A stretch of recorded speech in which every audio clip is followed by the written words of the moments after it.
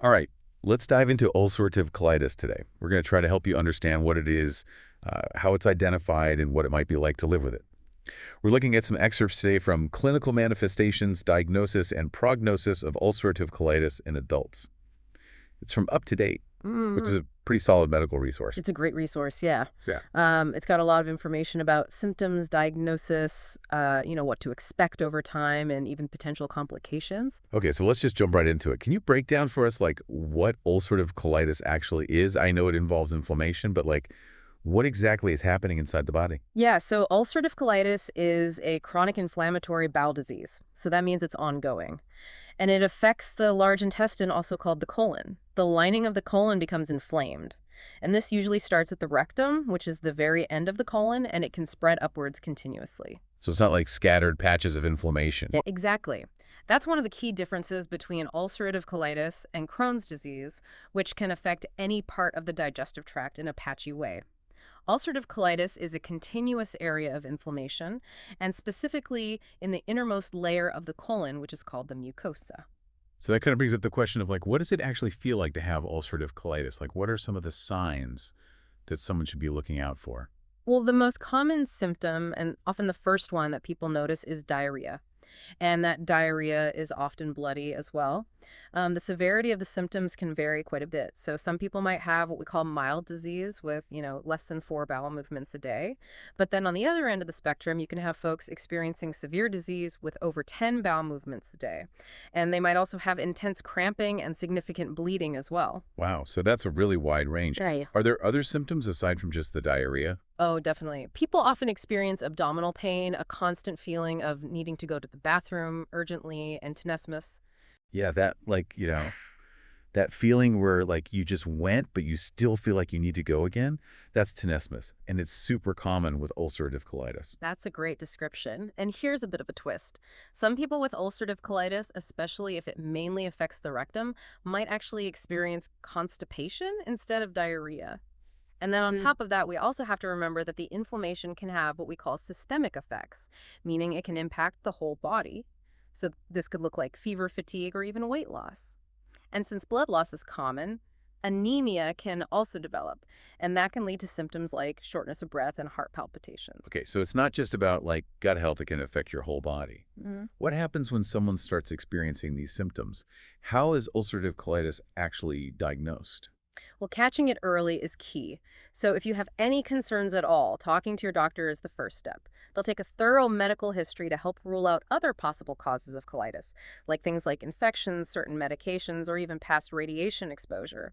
So they're playing detective and trying to eliminate all those, like, usual suspects. Exactly. And then they'll likely order some tests. Stool tests can help identify if an infection is causing the symptoms, while blood tests can check for anemia, signs of inflammation, and other potential complications. But the most reliable tool for getting a definitive diagnosis is a colonoscopy. A colonoscopy. Can you tell me a little bit more about that? Yeah, so think of a colonoscopy like a detective's magnifying glass. It allows the doctor to directly visualize the entire colon using a thin, flexible tube with a camera on the end. That way, they can assess the extent and severity of the inflammation. And they can even take biopsies, which are small tissue samples. Analyzing those biopsies under a microscope helps confirm the diagnosis. So they're not just looking around, they're actually gathering evidence. So while other tests like X-rays, CT scans, and MRIs have their place, colonoscopy is really the key to kind of unlocking the mystery. Absolutely. Okay, so let's say someone receives a diagnosis of ulcerative colitis. What happens next? Like, what does the typical course of this condition actually look like? That's where understanding the natural history of ulcerative colitis comes in. It often involves periods of what we call flare-ups, where the disease is active and symptoms are present, and then also periods of remission, where there are no symptoms at all. So it's kind of like this back and forth between flares and remission. hmm Are there things that might influence how the disease progresses, or is it pretty much the same for everyone? It definitely varies from person to person. There are a few things that can influence how it unfolds. One is the extent of the inflammation at diagnosis. So some people might have inflammation that's limited to the rectum, which is called proctitis, while others have inflammation throughout the entire colon, which is known as pancolitis. Smoking habits also play a role, and as well as how well a person responds to treatment, specifically if they achieve something called mucosal healing. Mucosal healing, what is that? So imagine your colon's lining like a delicate flower bed. And inflammation is kind of like weeds taking over. Mucosal healing is about getting rid of those weeds and allowing your colon to blossom again.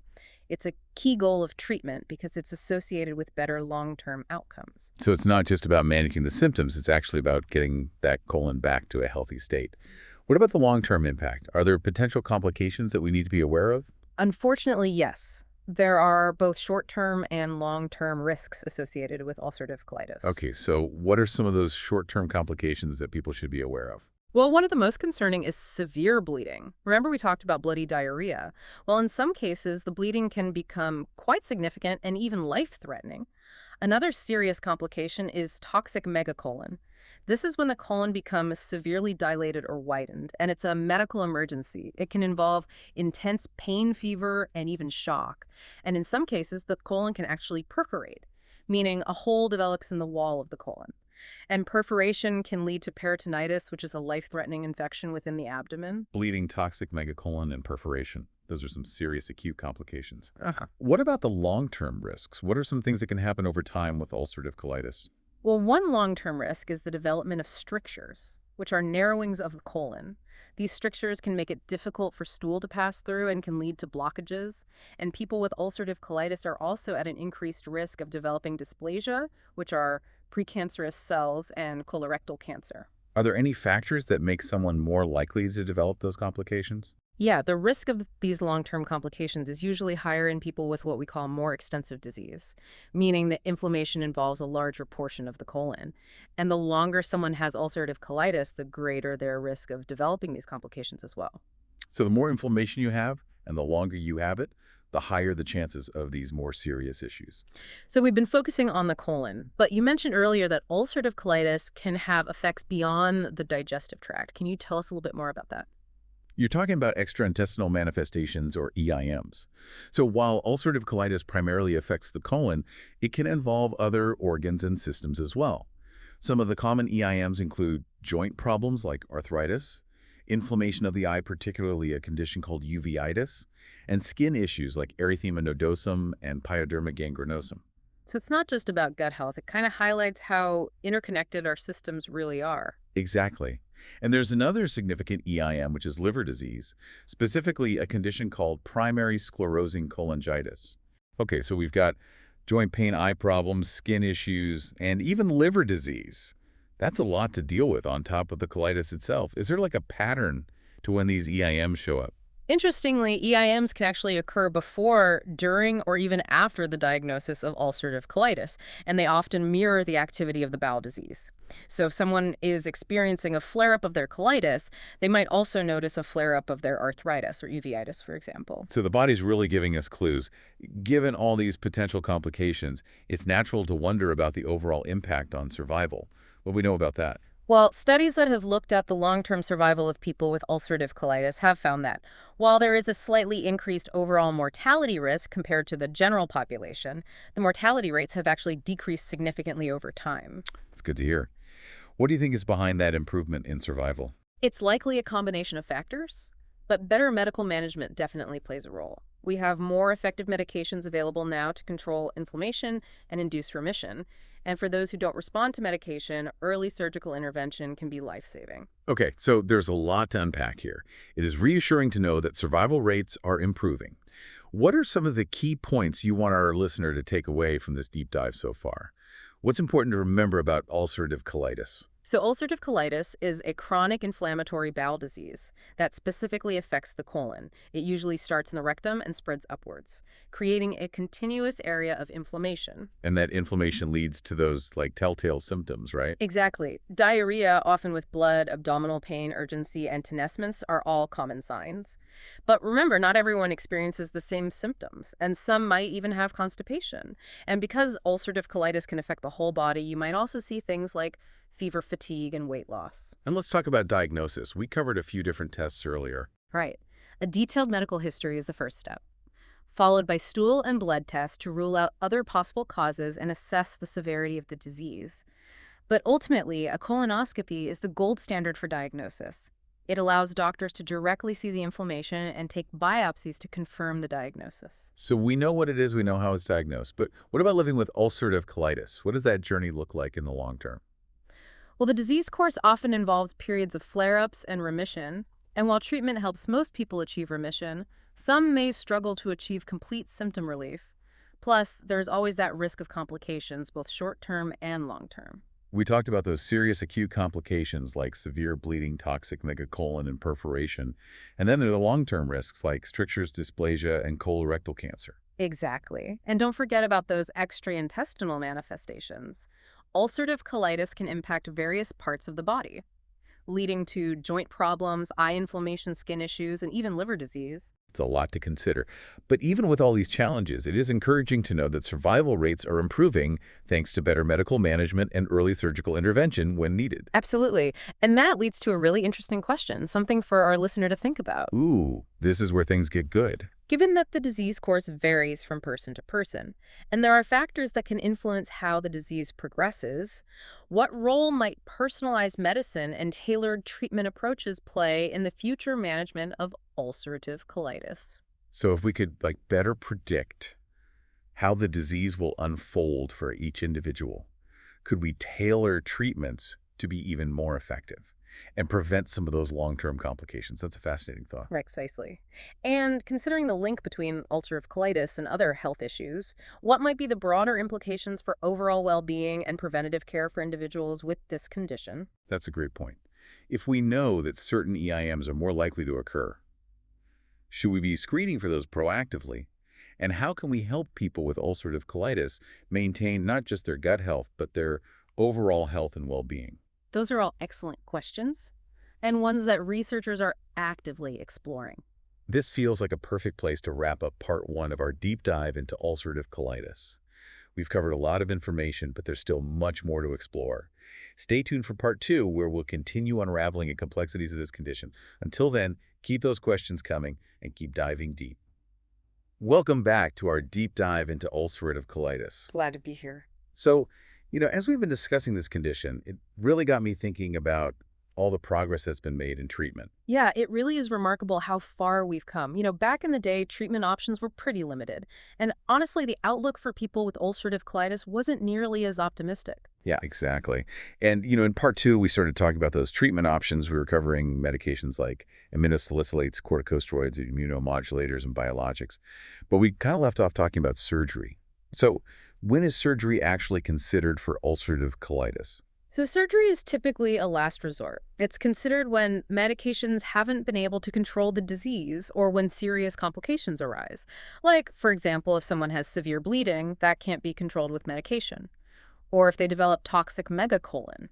Surgery might be necessary to remove the affected part of the colon. So it really becomes about saving lives in those situations. Exactly. But surgery is also considered for people who are experiencing chronic debilitating symptoms that are really impacting their quality of life.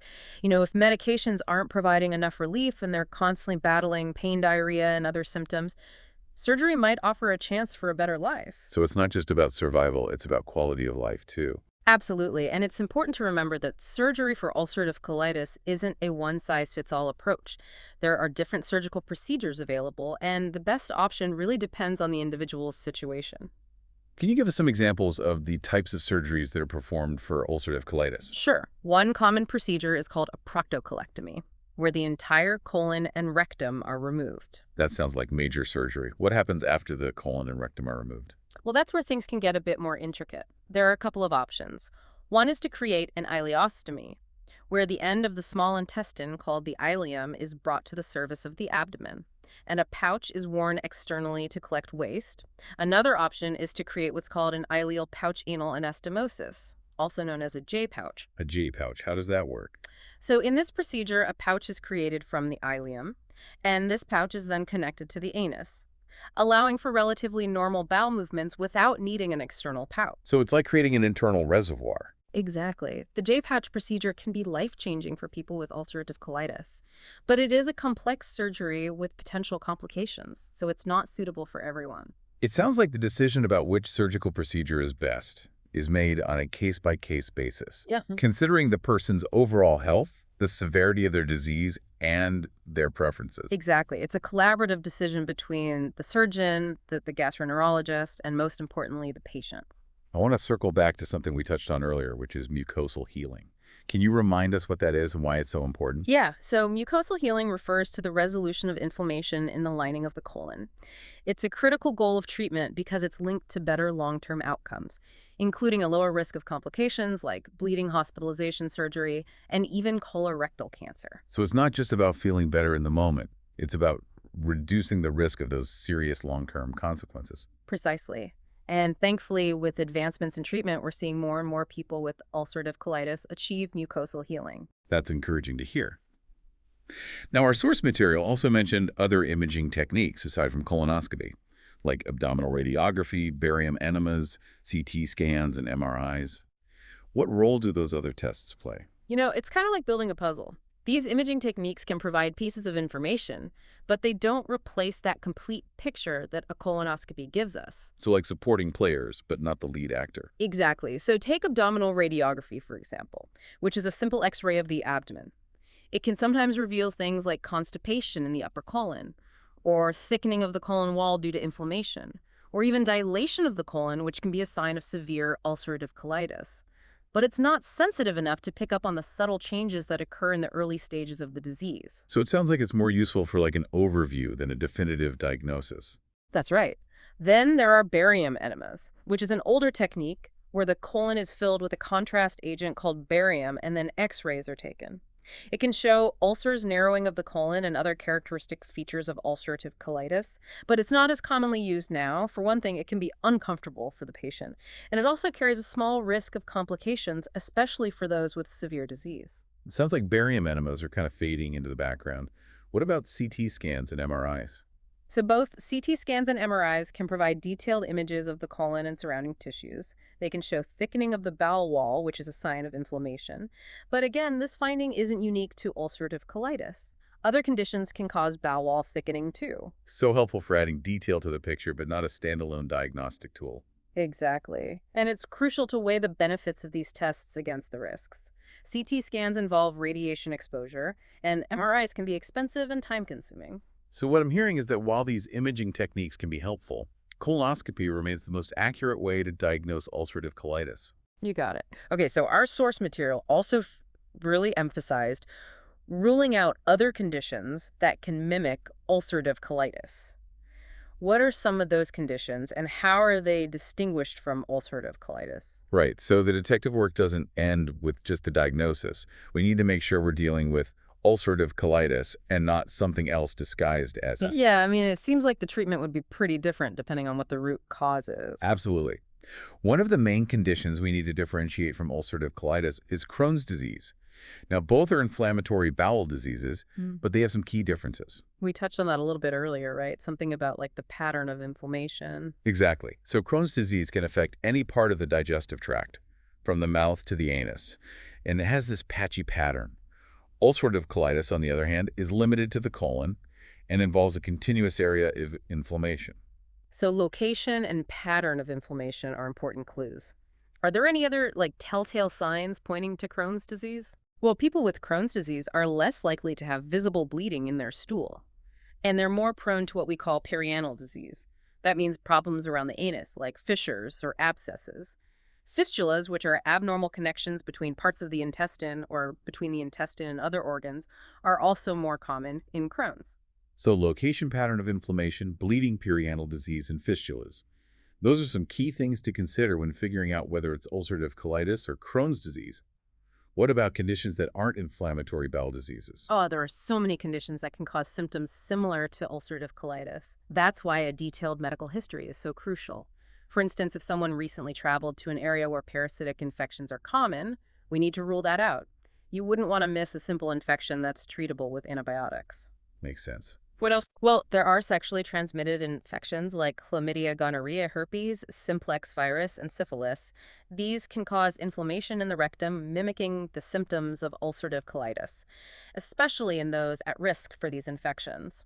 Then we also have conditions like radiation colitis, which can develop after radiation therapy to the abdomen or pelvis. Ischemic colitis, which occurs when there's reduced blood supply to the colon, is another possibility. And certain medications like NSAIDs and some antibiotics can cause colitis as a side effect. That's a long list of possibilities. How do doctors sort through all of them? It's a multifaceted process. As we've discussed, the medical history is crucial. Lab tests also play an essential role. Stool studies can identify infections, while blood tests can look for markers of inflammation and other clues. I'm guessing colonoscopy plays a role here too. You're right, colonoscopy is essential not only for diagnosing ulcerative colitis, but also for ruling out other conditions. By visualizing the colon directly and taking biopsies, doctors can get a clear picture of what's happening. It's like a detective meticulously gathering evidence to solve a case. I want to go back to the natural history of ulcerative colitis. You mentioned that it typically involves periods of flare-ups and remission. Yeah. Could you elaborate on that a little bit? Like, what triggers those flare-ups, and what does remission actually look like for someone with ulcerative colitis?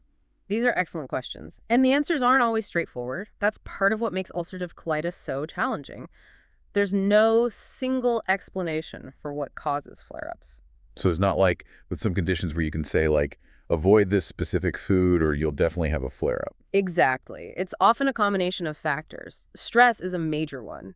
When people are under a lot of stress, their immune system can become overactive, triggering inflammation.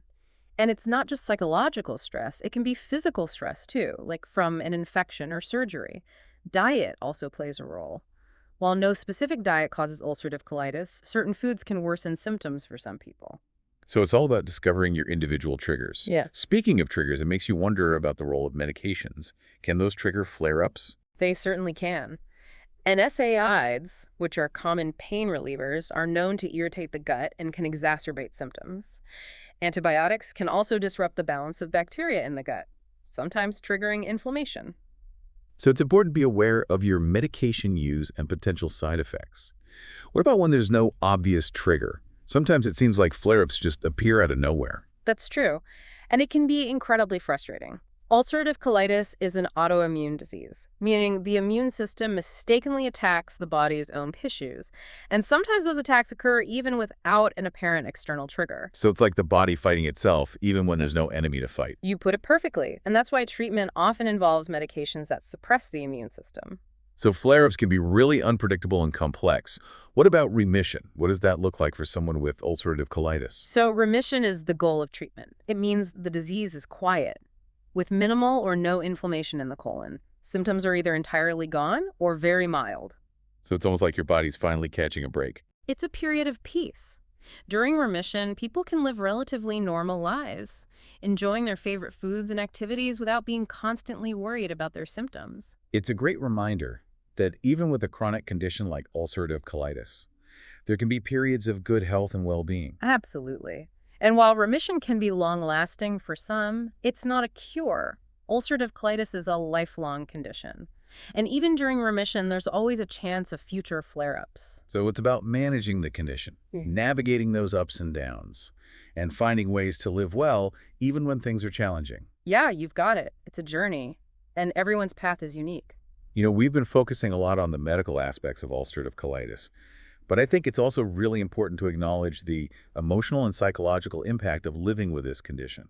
You're absolutely right. Ulcerative colitis affects the mind as well as the body. The unpredictable nature of the disease, the often embarrassing symptoms, and the fear of complications, all of that can weigh heavily on a person's mental health. I can imagine how isolating it must feel to be dealing with, like, the unpredictable nature of this condition. It's not something you can easily talk about at a party. It's true. There's a lot of shame and secrecy surrounding digestive health issues, and that makes it really difficult for people to open up and seek support. Which is so unfortunate, because support is crucial, especially when you're dealing with a chronic illness. Having people to talk to who understand what you're going through, whether it's family and friends, a therapist, or a support group, that can make all the difference. I couldn't agree more. And it's not just emotional support, it's practical support too. Managing ulcerative colitis can be a lot of work with doctor's appointments, medications, dietary changes, and lifestyle modifications to juggle. Having a support network can really ease the burden. Taking care of your mental health is just as important as taking care of your physical health when you're living with ulcerative colitis.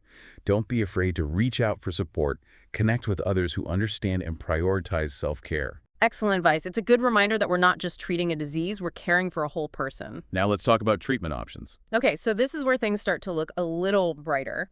Thankfully, we have come a long way in treatment options for ulcerative colitis.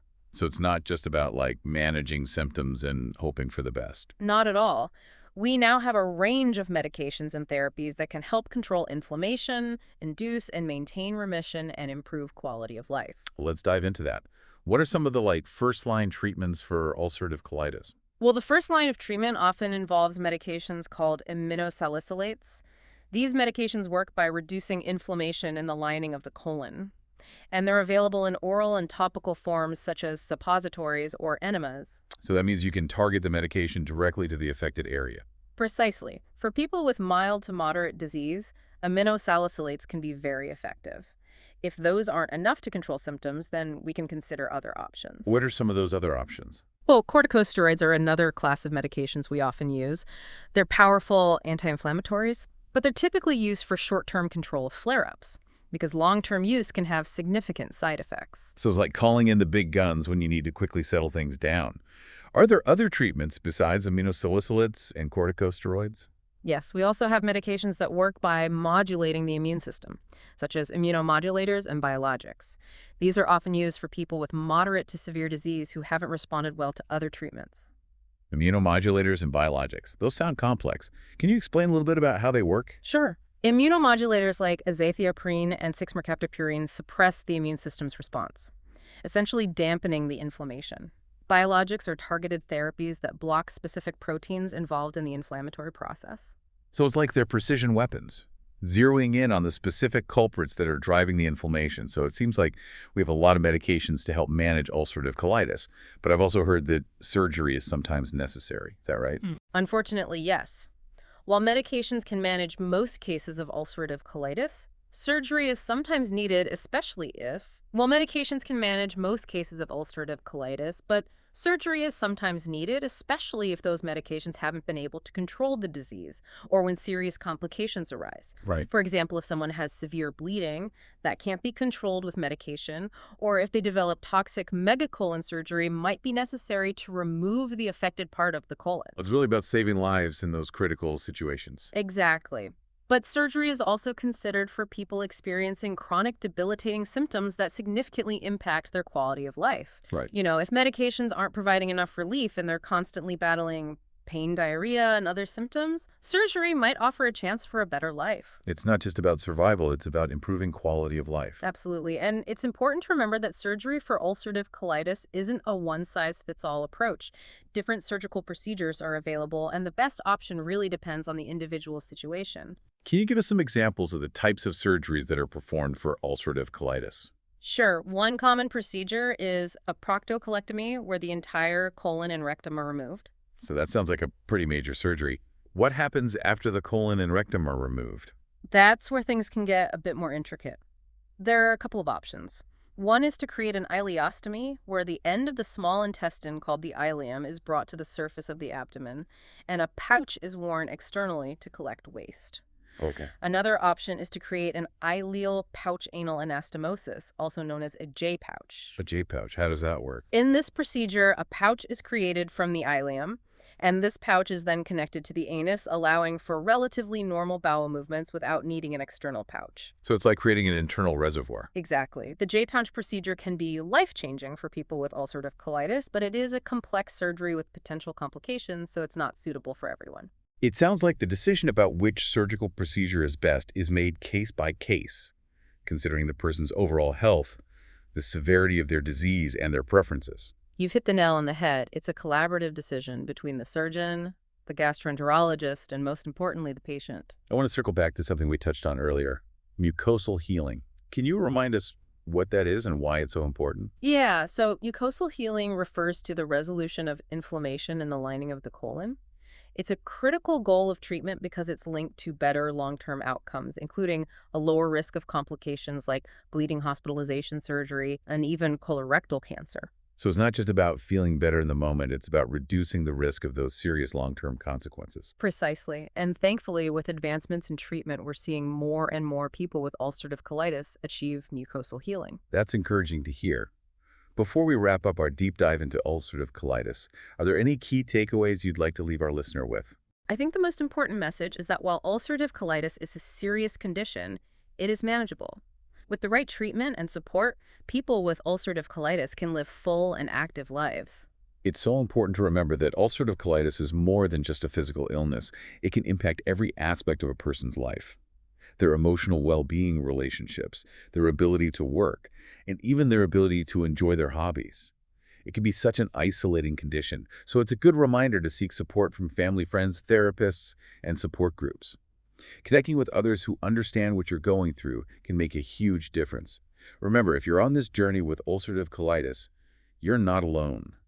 There are resources available, people who care, and there is hope for a better tomorrow. Well said, knowledge is power, and we hope this deep dive has provided you with the information and insights you need to navigate this complex condition. And with that, we've come to the end of our deep dive into ulcerative colitis.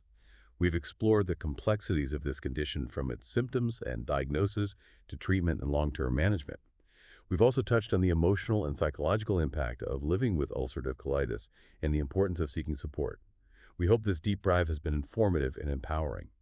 Until next time, keep those questions coming and keep diving deep.